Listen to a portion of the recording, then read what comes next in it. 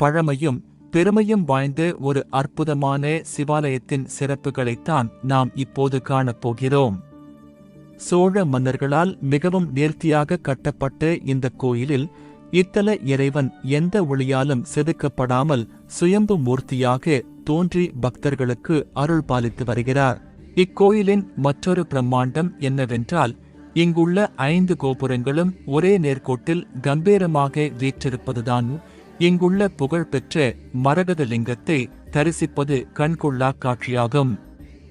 அது மட்டுமின்றி மூலவருக்கு முன்பாக தங்கம் மற்றும் வெள்ளியால் ஆன 2 கொடிமரங்கள் அமைந்திருப்பது இத்தலத்தின் கூடுதல் சிறப்பாகும்.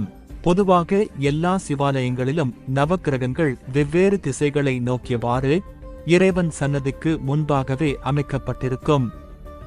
ஆனால் இங்கு ஒரு மிகப்பெரிய ஆச்சரியம் என்னவென்றால், நவக்கிரகங்கள் அனைத்தும் சிவன் சன்னதிக்கு பின்புறம் ஒரே நேர்கோட்டில் நின்று அந்த வைத்தியநாத சுவாமிக்கு அடங்கி செயல்படுகின்றன.